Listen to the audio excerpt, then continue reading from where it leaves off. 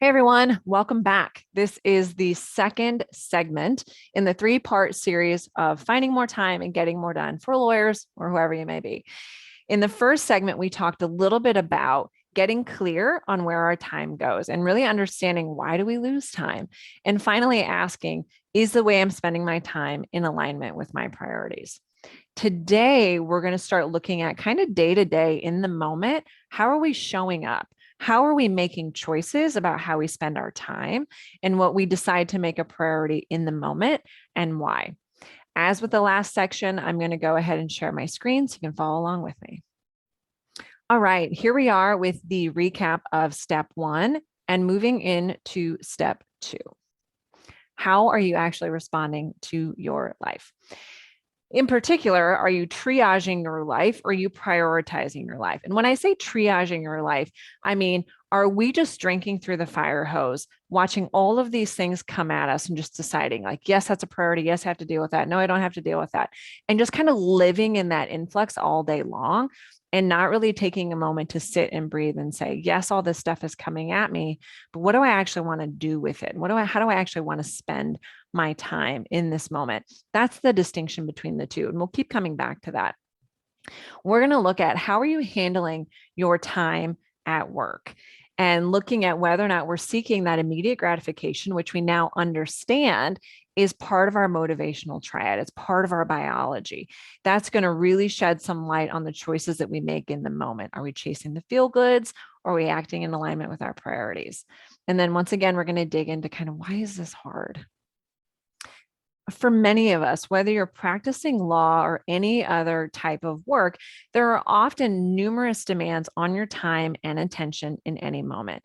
When that happens, it's really difficult not to triage it and kind of take it in the moment and process it and think about it and decide, okay, I have to execute on this now or no. I can wait a little bit and deal with this later, and just kind of spend all day long triaging stuff as it comes at you instead of sort of hearing it, seeing it, and deciding, okay, well, I'm going to spend my time over here because that's consistent with my priorities.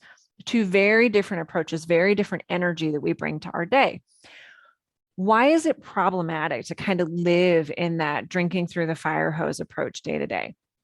It ignores three things: Pareto's principle, the short straw problem, and it prohibits us from actually creating motivation. We'll talk about each of those in turn. The Pareto principle is also referred to as the law of the vital few, the law of 80-20. What this principle says is that 80% of your success is going to come from 20% of your client. I like to extrapolate this into 80% of your headaches are going to come from 20% of your clients. 80% of your revenue is likely to come from 20% of your clients.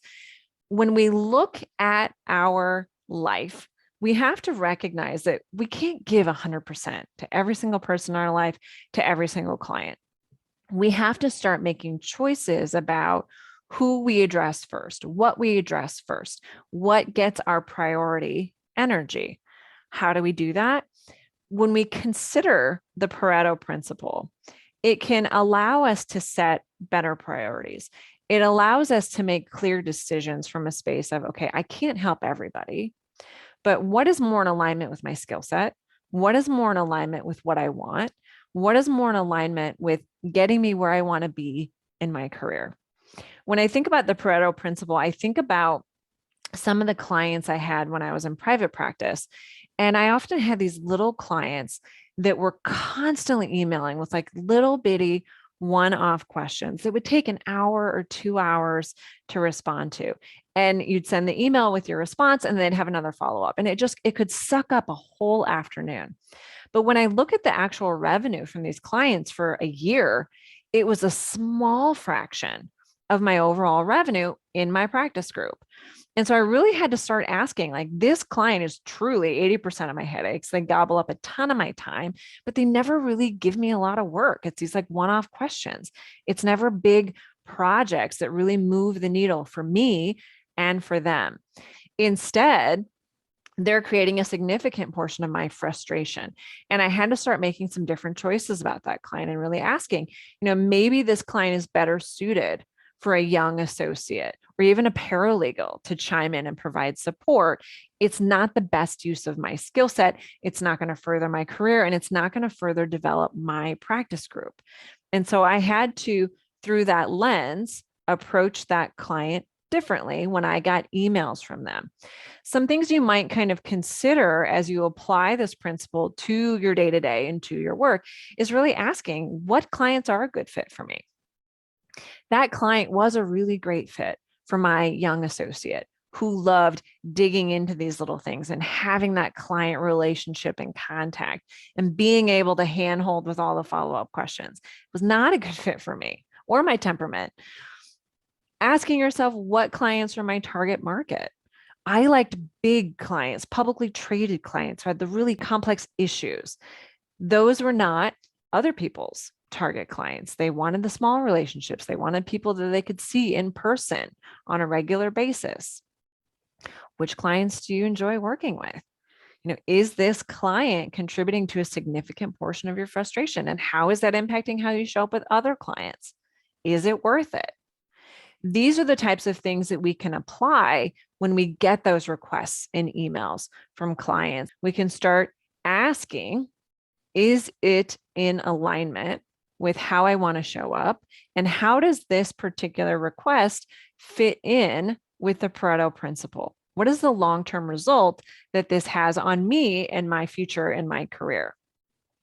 Through that lens, you can start making different choices in the moment instead of tackling all of these things that come at you. Why is the Pareto principle helpful?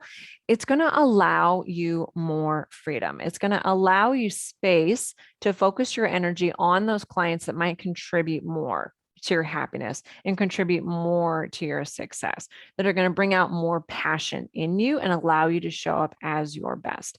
That will provide you greater freedom and happiness in your career as it is. It's not comfortable to say no to clients, certainly, but this is about allowing you to show up as your best. It's not good for that client to have an attorney that shows up frustrated and annoyed with them and just wants them to go away. They deserve an attorney that really is excited about their issues and is excited to work with them. It allows freedom on both sides of the fence.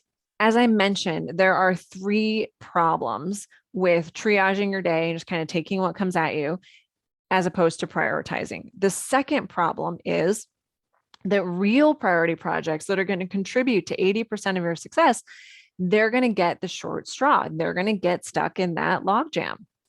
They're going to suffer because of your desire to say yes to that person that shows up in your doorway at the moment, to answer that email that just popped up all of a sudden and has no real deadline. We chase those warm fuzzies to the detriment of our careers and projects that actually could move the metric in that regard. Those projects could make your career, those relationships could make your career, but instead, we're over here just trying to please people and trying to respond to phone calls and answer every time your phone rings and answer every time someone knocks at your door. All of those things get more attention than these priority items that are sitting on our desk that we might be avoiding. We have to recognize that chasing those feel goods is not in furtherance of your career. And furthermore, it often just sets you up for failure. I have seen so many times in my practice that when I have an associate or younger attorney who is kind of triaging and they're also chasing the feel goods. And so I ask them to do something that is important to me and important to my client, and they say yes. And I remember on a number of times I've had this feeling that they shouldn't be saying yes. I can just tell by the look on their face that they don't want to say yes and they don't have time for it, but they insist that they do. They're chasing the feel goods. As a partner, when that happened and the associate would come back and give me a project that had gotten short shrift or that happened in the wee hours of the morning during an all-nighter, I knew it. I always knew it. Once an associate does that, they develop a reputation for it. And quite frankly, when I would be asked about their skill set and abilities, that would absolutely come up because it indicates an inability to set priorities and make decisions for the best of the client. So it always ends up sort of handicapping us in the end. We chase the feel good in the moment, but we only end up crashing and burning in the end, and sometimes hurting our own reputations in the process. The third issue that comes up with triaging as opposed to consciously prioritizing is that we rob ourselves of the ability to create motivation. When you're in the groove during the day and you're just taking everything that comes at you, you're drinking through that fire hose, you're chasing the field, but you're doing all these things, we're not really motivated. We're almost kind of acting from like panicked fight or flight. And we tell ourselves, well, part of the reason I'm not doing that big monster project is it just takes so much time and I just don't have the motivation for it.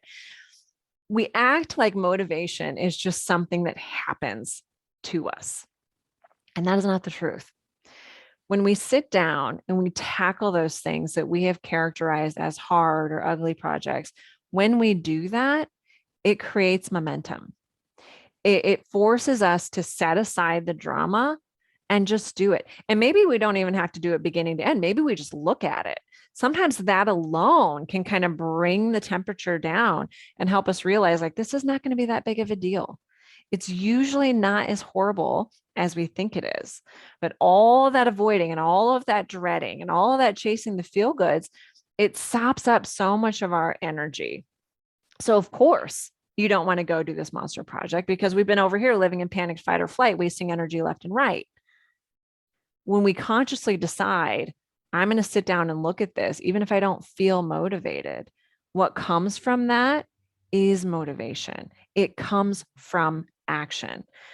We all have those projects we've sat down and done. And it's like, wow, this really wasn't that bad. Or I'm so glad I looked at that. This is going to require all these additional follow-ups. And I don't want to have to do that 2 hours before the project is due. I'm really thankful I looked at it, right? Just by looking at it can silence the drama and it creates more motivation to act and more momentum. And so when we chase these other projects, kind of waiting for motivation to come do that big one, it's never going to come. We're just wasting energy left and right. But when we actually sit down and do it, that's going to give us what we're actually wanting. And that is motivation and productivity. So to recap, we talked in the first segment about how you're actually spending your time and why we waste time. Today, we took a little bit of a look at how are we responding to things in the moment? Are we drinking from the fire hose? Or are we making conscious choices? Are we committing to our priorities? And have we considered our priorities with respect to the Pareto principle and our long-term success and our long-term goals? And how do those impact the choices that we make in the moment?